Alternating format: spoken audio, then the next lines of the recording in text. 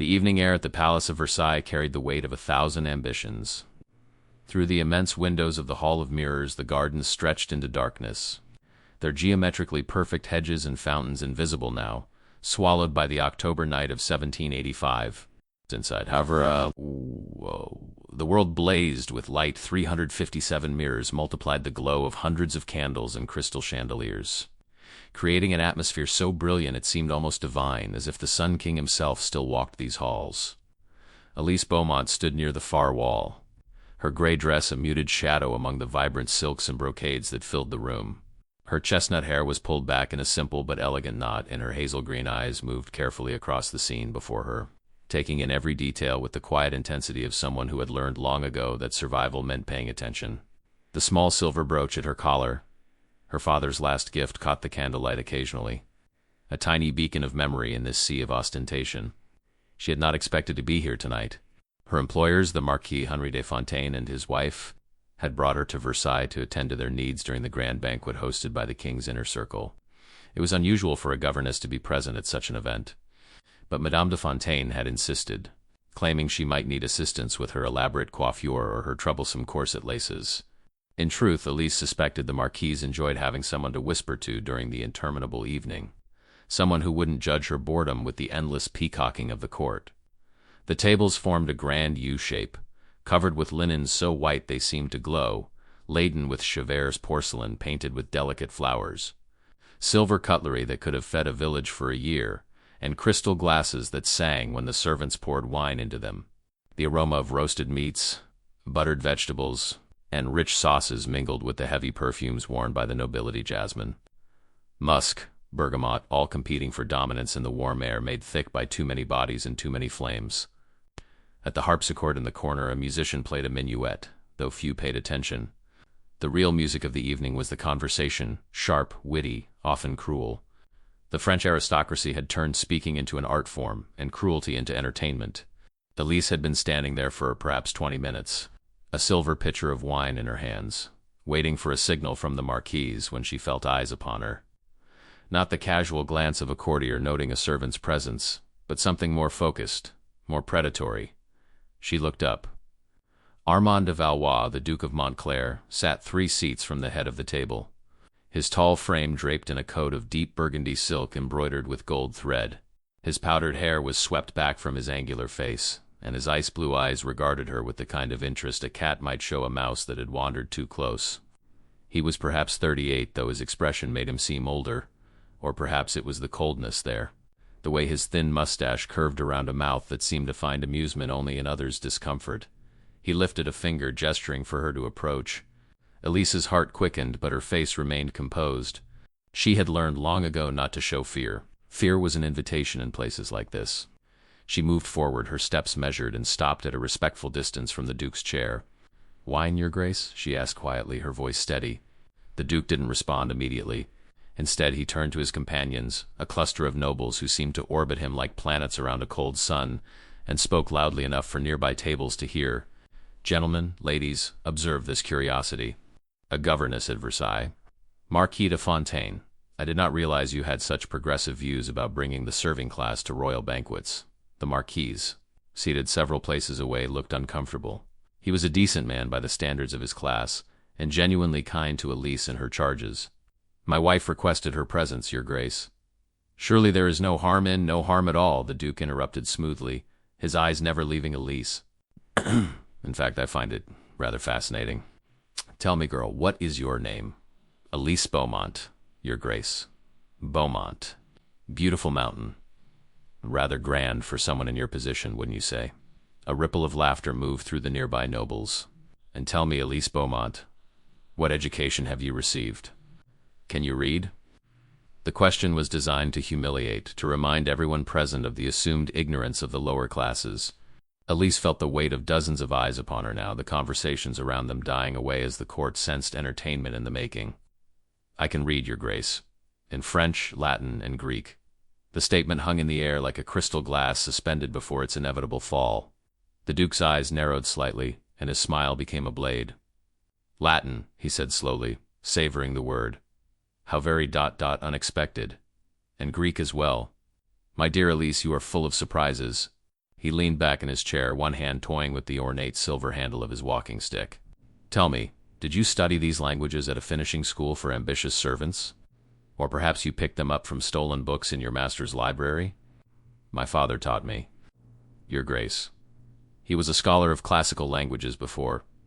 She stopped herself, not wanting to share the painful details of her father's decline and death with this audience. Before he fell from grace, no doubt, the Duke finished for her, his tone suggesting he found the entire story perfectly predictable and rather boring. How very tragic. How very common. The words struck like a slap. Around the table, some nobles smirked into their wine glasses. Others looked away, embarrassed but unwilling to intervene. Only one face showed something different. Madame Charlotte Devereux, a silver-haired countess in her 60s, regarded Lisa with eyes that seemed to hold both sympathy and curiosity. The Duke stood, and the effect was immediately imposing. At nearly 6 feet tall and dressed in his elaborate finery, he commanded the space around him like a general surveying a battlefield. He circled around Lisa slowly, examining her as one might examine a curious specimen. "I have an idea," he announced, his voice carrying across the now silent hall. Even the harpsichord had stopped playing. "A little game to enliven our evening. See, I am a student of the classical world myself. I have spent years mastering the language of Cicero and Virgil, the tongue in which our greatest thoughts are expressed." He paused, letting the weight of his supposed erudition settle on the room. "And I'm always curious to see if others truly possess the knowledge they claim." He stopped directly in front of Elise, close enough that she could smell the lavender water on his skin and the wine on his breath. "Here is my challenge, Mademoiselle Beaumont. I will grant you a fortune, let us say. 1,000 livres, if you can serve me wine in perfect Latin, not the vulgar Latin of church priests stumbling through their memorized prayers, but the elegant Latin of scholars, the Latin of those who truly understand its grammar, its poetry, its power." The hall erupted in murmurs and gasps. 1,000 livres was more money than a governess might earn in 5 years of service. It was also a sum the Duke could part with as easily as most men might discard a used handkerchief, the gesture of a man so wealthy he could afford to make grand pronouncements just to see what would happen. But everyone present understood the real purpose of the challenge. It was not about the money. It was about humiliation. The Duke fully expected Lisa to fumble, to reveal herself as a fraud, to demonstrate that education was wasted on those not born to privilege. The Latin language in his world was a marker of civilization, a wall that separated the enlightened from the masses. For someone like Elise to truly know it was an affront to the natural order he believed in so deeply. Elise stood very still. Her hands, which had been gripping the wine pitcher, relaxed slightly. She felt the familiar presence of her father beside her, though he had been dead for 7 years now. She remembered winter evenings in their tiny house on the outskirts of Paris. The two of them huddled by a small fire, her father's patient voice guiding her through the declensions and conjugations, through the histories of Livy and the philosophy of Seneca. He had taught her that knowledge was a kind of freedom, one that could never be taken away, even when everything else was lost. "I accept your challenge, Your Grace," she said quietly. The Duke's smile widened, triumphant. "Excellent. Then please proceed. Serve me wine, and do so entirely in Latin, and remember, perfect Latin, or you get nothing but the amusement you'll provide to this distinguished company." Elise stepped forward and lifted the silver pitcher. The room held its breath. Even the candles seemed to burn more steadily, as if nature herself wanted to witness what would come next. She poured the deep red wine into the Duke's crystal glass with a steady hand, then set the pitcher down on the table. She met his cold blue eyes directly, her voice clear and firm as she spoke. "Domini Dux, offero tibi hoc vinum non ut servium superbia tuae, sed uta demonstrum dignitate mequam pater musmi docet. Seneca. Nobis dixit, non est ad astromalici terrasphaia, non ex humili loco veni, sed ex amor sapientia." "My Lord Duke, I offer you this wine, not to serve your pride, but to demonstrate the dignity my father taught me. Seneca told us, 'The path from earth to the stars is not an easy one.' I do not come from a humble place, but from a love of wisdom." The Latin was flawless, the grammar perfect, the pronunciation clear and classical. But more than that, it was a response of devastating precision. She had not simply completed his challenge. She had used it to strike back, to remind him, and everyone present, that true nobility came not from birth, but from virtue and learning. The Duke's face went very still. The room seemed to crystallize around them, every noble frozen in place trying to process what they had just witnessed. Then someone began to clap. It was Madame Devereux. her weathered hands coming together in genuine applause, a smile playing at the corners of her mouth. "Brava," she said softly. "Brava indeed." The Duke's face flushed red beneath his powder. "A lucky quote," he said sharply, his voice cutting through the scattered applause that had begun to follow Madame Devereux's lead. "Anyone can memorize a few lines from Seneca. Let us see if your Latin can withstand true examination." He straightened to his full height, clearly intending to overwhelm her with his superior position and deeper knowledge. "Tell me then, since you are so fond of Seneca, what did he say about the nature of fortune? In Latin, of course." Elise did not hesitate. "Ducant volentem fata, nolentem trahant." The fates lead the willing and drag the unwilling. Seneca believed that we must accept what comes with grace and wisdom, not rail against forces beyond our control. Though I confess, your grace, I have always found more comfort in Cicero's assertion that "Quis vis hominis est herere, nullius nisi incipientis in error perseverer." Anyone can make a mistake, but only a fool persists in error. The implication was unmistakable. A sharp intake of breath rippled through the crowd. The Duke's jaw tightened, his knuckles whitening as he gripped his walking stick. "You dare," he began, but Madame Devorah interrupted him with a laugh. "She dares, Montclair, because she can. Admit it, you have been outmatched by a woman half your age with twice your wit." The Countess's eyes gleamed, with something that might have been revenge for years of watching the Duke humiliate others. "The girl has won your challenge fairly. 1,000 livres, I believe you said." The Duke looked around the hall, seeing the faces of his peers. Some were amused, others impressed, but all were watching him now, waiting to see if he would honor his word or reveal himself to be a man who made promises he never intended to keep. "The challenge," he said slowly, "was for perfect Latin. I have not yet determined if her Latin is truly perfect. Then test me further." "Your Grace," Elise said, her voice steady despite the rapid beating of her heart, "I am not afraid of your questions." What followed was unlike anything the court at Versailles had seen in years.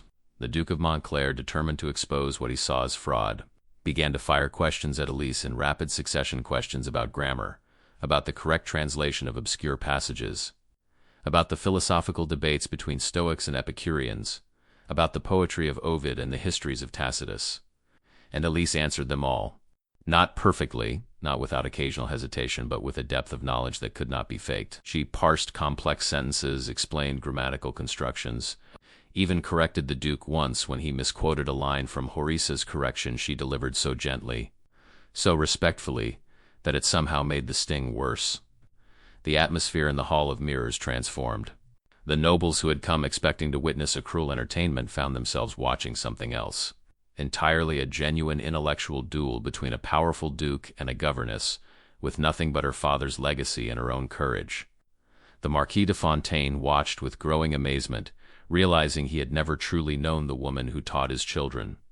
His wife clutched his arm, alternating between fear for Lisa and pride in her unexpected champion. As the questioning continued, something began to shift in the room. The initial amusement at Elise's presumed humiliation gave way to respect, then to something approaching admiration. Here was a young woman, alone and unsupported, holding her ground against one of the most powerful men in France. And she was doing it with grace, with dignity, with none of the cruelty the Duke himself employed. Finally, after what seemed like hours but was perhaps only 20 minutes, the Duke fell silent. He stood before Elise, his face a mask of barely controlled fury, knowing that to continue would only deepen his own humiliation. "Well?" Madame Devorah's voice rang out clearly. "Has she met your challenge, Montclair? Or will you claim that no Latin is perfect enough for your refined ear?" The Duke's eyes locked with Elise's. In that moment, she saw something flicker across his face, not admiration, not respect, but recognition. Recognition that she had won something here tonight that went beyond a challenge or a wager. She had claimed a kind of dignity that no amount of wealth or title could purchase. "The challenge is met," he said finally, each word seeming to cost him something precious. 1,000 livres will be delivered to you tomorrow." The hall erupted in applause. Genuine this time, the kind of acclaim that could not be commanded or manufactured. Elise, her legs suddenly weak, curtsied deeply not to the Duke, but to the assembled nobility, acknowledging their recognition while maintaining her own composure. As the applause continued, she felt the Marquise de Fontaine's hand on her arm, squeezing gently. "Well done," the woman whispered, her eyes bright with tears. "Oh, my dear girl, well done." But even as the moment of triumph washed over her, Elise caught sight of the Duke's face one last time. He had turned away to speak with one of his companions. but not before she glimpsed the expression there, a mixture of rage, humiliation, and something else, something calculating. She had won the battle, certainly, but she wondered, as the candles burned lower and the night drew on, whether she had just made an enemy powerful enough to destroy what little security she had managed to build in this world. The thought sent a chill through her, even in the oppressive heat of the Hall of Mirrors. The days following the banquet at Versailles moved with the strange, dreamlike quality that sometimes follows a moment of profound change. Elise returned to the Fontaine household expecting that life would resume its normal rhythm lessons with the children in the morning. Needlework in the afternoon, quiet evenings reading by candlelight in her small room. But the world, it seemed, had other plans. True to his word, the Duke of Montclair sent a messenger the very next morning. The man arrived at the Fontaine residence in a carriage so fine that the servants gathered at the windows to stare, whispering among themselves about what could possibly bring such grandeur to their door. He delivered a sealed envelope addressed to Mademoiselle Elise Beaumont, waited for her to confirm receipt with her signature, and departed without a single word. Inside the envelope were banknotes totaling exactly 1,000 levers, along with a brief message written in the Duke's own hand, in Latin naturally, Fortuna favet fortibus. Fortune favors the brave. There was no signature, no indication of whether the message was meant as acknowledgement, threat, or some combination of both. Elise held the notes in her hands, more money than she had ever possessed, more money than her father had earned in his final 5 years combined, and felt not triumph, but a deep, unsettling uncertainty. "What will you do with it?" asked Madame de Fontaine that evening, as the two of them sat together in the drawing-room. The Marquise had insisted on Elise joining her for tea, a privilege that blurred the careful lines between employer and employee in ways that made Lisa profoundly uncomfortable. "I don't know," Elise admitted. She had spent the day in a kind of daze, going through the motions of her duties while her mind turned over possibilities. "It seems almost dangerous to have such wealth." "Dangerous?" The Marquise looked at her with concern. "My dear, it is an opportunity. You could buy a small house, establish yourself with some independence. You could even forgive me for saying so, leave service entirely." The suggestion hung in the air between them. Leave service. Stop being dependent on the goodwill of noble families who might dismiss her on a whim. Have a life, however modest, that was entirely her own. But Elise thought of the Duke's face in that final moment, of the calculating look in his cold blue eyes. Men like Armand de Valois did not lose gracefully, and they did not forget slights. She had embarrassed him in front of the entire court, had used his own challenge to demonstrate that intelligence and learning were not the exclusive province of the aristocracy. The money he had sent was his public acknowledgement of her victory, but she did not trust for a moment that the matter was truly settled. "I will save it," she said finally, "for now at least, until I understand what it truly means." What it meant became clearer over the following weeks. First came the invitations. Madame de Varus, the silver-haired countess, who had applauded Elise's performance, sent a note requesting Elise's presence at her weekly salon gathering of intellectuals, artists, and progressive nobles who discussed philosophy, literature, and politics in an atmosphere far less formal than the court itself. The invitation was both an honor and a complication. Governesses did not attend salons. The Marquis de Fontaine, to his credit, recognized the opportunity. "You should go," he told Lisa when she showed him the invitation, uncertainty written across her face. "My wife and I will accompany you. It is time people understood the quality of person who educates our children." Then came the letters. 3 of them in the span of 10 days, from noble families seeking to employ her as a tutor for their children. One offered twice what she currently earned. Another proposed that she establish a small private school for the daughters of progressive families. The attention was flattering and terrifying in equal measure. But perhaps most unsettling was the silence from the Duke of Montclair. In a world where gossip traveled at the speed of whispered conversation across tea tables, where every social interaction was analyzed and dissected, the Duke's reaction to his public humiliation was strangely absent. He had not been seen at any major social events since the banquet. He had not spoken publicly about Elise or the challenge. It was as if the entire episode had simply vanished from his life. Elise did not trust that silence at all. She attended Madame de Varus' salon on a cool November evening, accompanied by the Marquise and Marquise. The Countess's home, while comfortable and elegant, lacked the overwhelming opulence of Versailles. Here, the emphasis was on ideas rather than display. The gathered guests, perhaps 30 in total, included philosophers, a celebrated poet, several young nobles interested in reform, and even a scientist who had recently published a paper on the nature of electricity. Ah, our Cicero arrives, Madame de Verrue announced when Elise entered, and the gathering turned to regard her with curiosity and warmth. Come, my dear, you must meet everyone. We have been discussing the social contract all evening, and your perspective would be most welcome. The evening that followed was unlike anything Lisa had experienced. Here her opinions were sought out and valued. When she expressed thoughts on Rousseau's concept of the general will, or shared her father's interpretation of Plato's Republic, the assembled intellectuals listened with genuine interest rather than condescension. For the first time in years, she felt truly seen, not as a governess or a curiosity, but as a thinking person whose ideas mattered. It was near the end of the evening, as guests began to depart and the room took on the comfortable disorder of a successful gathering, that Madame de Verrue took Elise aside.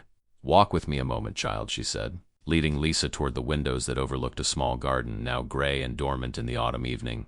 "You did something remarkable at Versailles," the Countess continued, her voice low and serious. "You challenged the foundations upon which men like Montclair build their sense of superiority. You proved that birth alone does not determine worth or intelligence." She paused, her gray eyes studying Elise's face. "Do you understand what that means?" "I think so, madame. I have made a powerful enemy. Yes, that. But more than that." The Countess placed a weathered hand on Elise's arm. "You have become a symbol.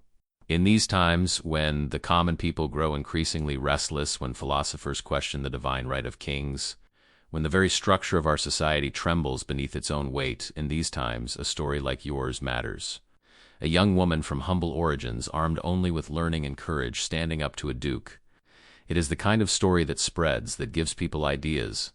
Elise felt a cold weight settle in her stomach. "I only wanted to defend my father's memory, to show that his teaching had value. I know, dear child, but the world takes our small actions and makes of them what it will." Madame de Verrue's expression grew troubled. "I want you to be careful. The Duke of Montclair is not a man who forgives easily. His silence these past weeks worries me more than outrage would have. What should I do? Be vigilant. Trust your instincts. And remember that you have friends now, including myself, who will stand with you if trouble comes." The Countess smiled, though it did not quite reach her eyes. "Though I hope, for all our sakes, that it does not." They were wise words, Lisa would later reflect. They were also not enough. The trouble, when it came, arrived with the subtle precision that characterized all of the Duke's actions. It began with a rumor, whispered first in the corridors of Versailles, and then spreading outward like ripples on a pond. The Duke of Montclair, people said, had discovered something interesting about the governess who had so publicly embarrassed him. It seemed that her father, the supposed scholar, had not been quite what he claimed. There were questions about his credentials, about the legitimacy of his teaching position at the small college where he had once worked. Some even suggested that he might have been dismissed for dishonesty, though the details remained conveniently vague. None of it was true. Elise's father had been an honest man, perhaps too honest for his own good, whose only crime had been refusing to compromise his principles for advancement. But truth and rumor were not equally matched opponents. Rumor moved faster, spread wider, and required no evidence to sustain itself. Within a week, 2 of the 3 families who had offered Elise's positions withdrew their invitations. The third reduced their offer to half the original amount. Elise watched her opportunities evaporate like morning dew under the harsh light of the Duke's revenge, and she understood finally the true nature of power in this world. It was not about direct confrontation or obvious cruelty. It was about the quiet withdrawal of possibility, the subtle redirection of favor, the way doors could close without ever appearing to have been slammed. The Marquis de Fontaine, when he heard the rumors, was furious. "I will speak with Montclair myself," he declared. "This is beyond all bounds of decency." "Please don't," Elise said quietly. They were in his study, a room lined with books that had been her refuge during difficult days. "It will only make things worse. Worse. The man is attempting to destroy your reputation based on lies. Yes, and he is succeeding because he has the power to make people believe him." Elise stood at the window looking out at the Paris street below, at the normal people going about their normal lives, unaware of the dramas being played out in the world above them. "If you challenge him directly, he will target you next. Your family, your children. Men like the Duke do not draw distinctions when they strike." The Marquis slumped in his chair, the righteous anger draining from him as he confronted the reality of what Elise was saying. He was a decent man, but he was not powerful enough to stand against someone like Montclair, and they both knew it. "Then what will you do?" Lisa touched the silver brooch at her collar, her father's last gift. "I will endure," she said simply. My father taught me that dignity cannot be taken, only surrendered. I will not surrender mine. But endurance, she discovered over the following weeks, was harder than defiance. The whispers followed her everywhere. At market, vendors who had once greeted her warmly now served her with cold efficiency. At church, where she had found some small community among the other servants and tradespeople, she felt eyes upon her, judging, wondering.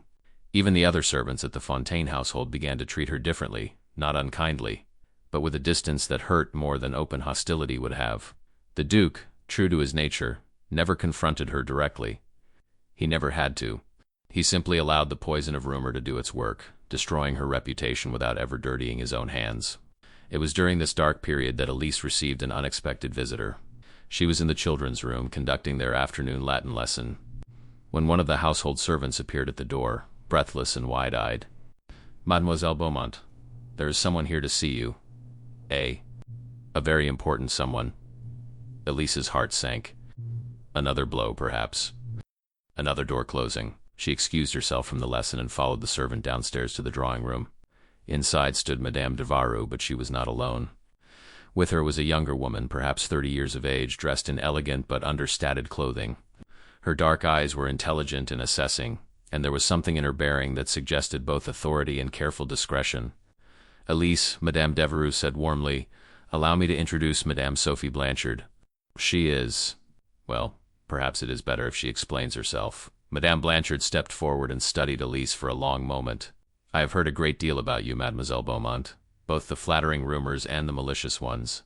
I would like to hear the truth from your own lips." Over the next hour, Elise told her story, not just the events at Versailles, but her entire history. Her father's teaching, his death, her years of service, the knowledge she had acquired, and the dreams she had harbored. She spoke honestly about the Duke's challenge and her response, and about the rumors that had followed. Madame Blanchard listened without interruption, her expression revealing nothing. When Elise finished, the woman was silent for a long moment, then nodded slowly. "I believe you," she said simply, "and I have a proposition for you."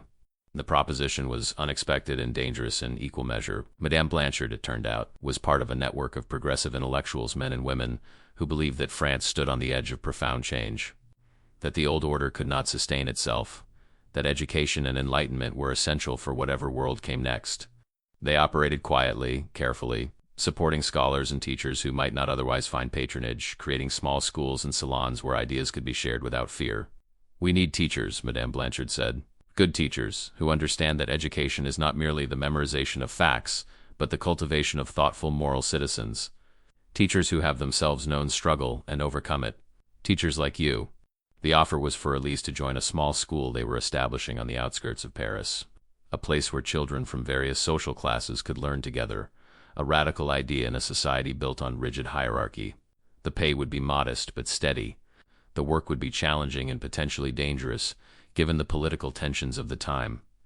But it would be hers, meaningful work that honored everything her father had taught her. "The Duke of Montclair will not like it," Elise said quietly. "No," Madame Blanchard agreed, "he will not. But the world is changing, Mademoiselle Beaumont, faster than men like Montclair can prevent. The question is whether you will be part of that change or whether you will allow his petty revenge to define your life." Elise thought of her father, of the way he had maintained his dignity, even in poverty, even in sickness, even as the world dismissed him as a failure. She thought of the Duke's cold eyes and the ease with which he had tried to destroy her. And she thought of the children she might teach, the young minds she might shape, the small part she might play in building something better than the cruel, elegant world of Versailles. "I accept," she said. 3 days later, Elise packed her few belongings, said emotional farewells to the Fontaine family, and departed for the school. The Marquise wept as they embraced. "You will do extraordinary things," she whispered. "I know it." The school occupied a converted house in a neighborhood that straddled the divide between respectable and poor. It was neither grand nor squalid, but somewhere in between, a space where different worlds could meet and, perhaps, learn to understand each other. On her first morning, Elise stood before a class of 12 students, ranging in age from 8 to 14. Some were the children of merchants and tradespeople. Others came from noble families whose parents shared the progressive ideals of the school's founders. They looked at her with curiosity and the particular skepticism of children encountering a new teacher. "My name is Lisa Beaumont," she began. "I am here to teach you Latin, French literature, and philosophy. But more than that, I am here to teach you that learning is the birthright of every person, regardless of birth or station. My father believed that knowledge was a form of freedom, and I intend to prove him right." As she spoke, she felt something settle in her chest, a sense of rightness, of purpose, that she had not felt since her father's death. The Duke of Montclair did not forget her. She heard through Madame de Varro that he made periodic inquiries about her activities, that he still spoke occasionally of the governess who had embarrassed him. But as the months passed and France moved inexorably toward the chaos that would soon consume the old order entirely, his attention turned elsewhere. There were larger battles to fight, larger threats to his power than one young woman teaching children in a modest school. 4 years later, when the revolution came and the aristocracy discovered that their elegant world could indeed collapse, Elise thought sometimes of that evening at Versailles. She thought of the Hall of Mirrors and its impossible brilliance, of the Duke's challenge and her response, of the moment when she had claimed her dignity in front of 100 nobles who had expected only her humiliation. The Duke himself did not survive the terror. He fled France in 1791 but was caught at the border and returned to Paris. He faced the guillotine in 1793, still arrogant to the end, still unable to comprehend how the world he had known so well had vanished so completely. Elise did not celebrate his death. She had learned that revenge, even just revenge, was a hollow thing, but when news of his execution reached her, she allowed herself a moment of remembrance, not for him, but for her father, for the knowledge he had given her, for the dignity he had taught her to maintain.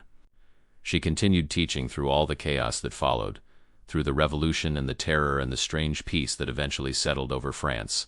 Her students went out into the world and became teachers themselves. Merchants, officials in the new government, people who carried with them the lesson that learning and dignity were not privileges reserved for the aristocracy. On the evening of the Duke's death, Elise sat alone in her small room and took out a piece of paper. In careful Latin script, she wrote a quote from Seneca, the philosopher whose words had first answered the Duke's challenge, Vita sin literis mors est. Life without learning is death. It was a principle her father had lived by, and she had defended that cold October evening in the Hall of Mirrors. She had not known then that she was defending something larger than herself, larger than her father's memory.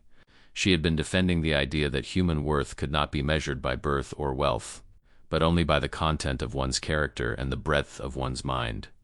The school grew over the years. What had begun as a modest establishment with 12 students eventually expanded to accommodate nearly 60. Elise hired additional teachers, each one carefully selected not just for their knowledge but for their belief in the mission, that education could be a force for justice, for equality, for the betterment of all people. Among her students was a young girl named Marie, the daughter of a baker, who showed remarkable aptitude for languages. Elise saw something of herself in the child's hungry eyes, in the way she absorbed every lesson as if it were treasure. She spent extra hours with Marie, teaching her not just Latin and Greek, but also the lesson her father had taught her, that knowledge was armor against a world that would try to diminish her. Years later, Marie would become one of the first women to teach at the newly reformed university system, and she would tell people that her success began with a teacher who believed a baker's daughter could master Cicero. There were difficult moments, of course. The political landscape of France after the Revolution was treacherous and ever-shifting. Elise had to navigate carefully, ensuring that her school was never seen as a threat to whatever government currently held power.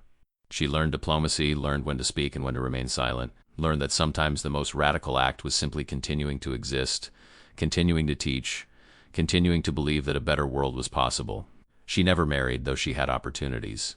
Several men, impressed by her intellect and strength of character, made overtures over the years. But Elise had seen what marriage often meant for women: the loss of independence, the subjugation of one's own dreams to another's ambitions. She preferred the freedom of her own path, the satisfaction of building something that was entirely hers. On quiet evenings, she would sometimes take out the silver brooch that had been her father's last gift and hold it in her palm, feeling its familiar weight. She would remember his voice teaching her Latin conjugations, his patient explanations of philosophical concepts, his unwavering belief that she was capable of greatness, despite what the world might tell her. And she would remember that October evening at Versailles, the moment when she had stood before the Duke of Montclair and refused to be diminished. Not because she was seeking glory or revenge, but simply because she had known that some things, dignity, truth, the value of learning, were worth defending no matter the cost. The Hall of Mirrors was long gone now, transformed by revolution and war into something far removed from its former grandeur. But the lesson Elise had learned there remained, that true power came not from titles or wealth, but from the courage to stand for what one believed in, armed with nothing more than knowledge and conviction. The 1,000 livres the Duke had given her money meant to humiliate as much as honor had been carefully invested. It formed the foundation of a modest endowment for the school, ensuring that even after Elise's death, children who could not afford tuition would still have access to education. The Duke had meant to crush her with his challenge. To prove that people like her did not belong in the world of learning and culture, he considered his birthright. Instead, his money now educated the children of servants, merchants, artisans, exactly the people he had spent his life looking down upon. It was, Elise sometimes thought, a far more complete victory than her response in Latin that night. He had lost not just the battle, but the war. His world had crumbled while the values she and her father championed had endured. Madame de Verrue remained a friend and supporter until her death in 1798 at the age of 75. Before she passed, she visited the school one final time and watched Elise teach. Afterwards, she took Elise's hand and said, "Your father would be so proud." That night at Versailles, I saw something extraordinary, not just intelligence, but moral courage. You have built a life on that courage, and it is a beautiful thing to witness. As Elise grew older, her students began to include not just children, but young adults who came to learn from the woman who had become something of a legend.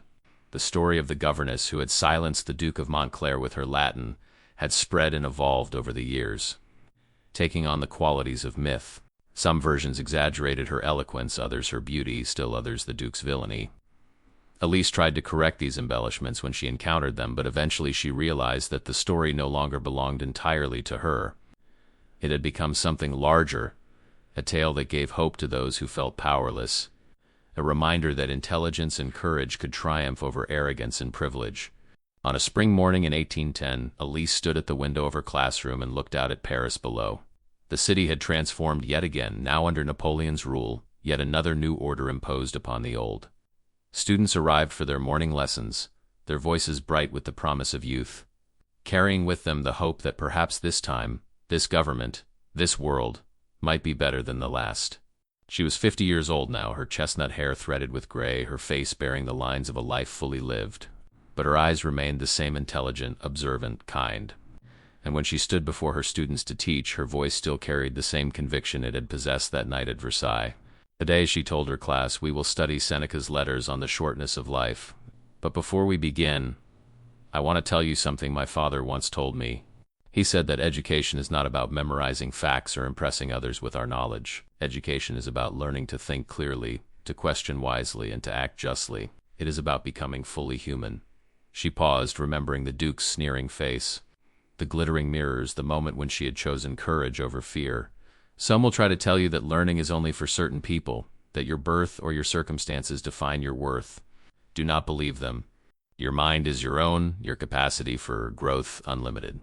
What you do with your education, whether you use it to lift yourself up or to help others rise, that is what defines you.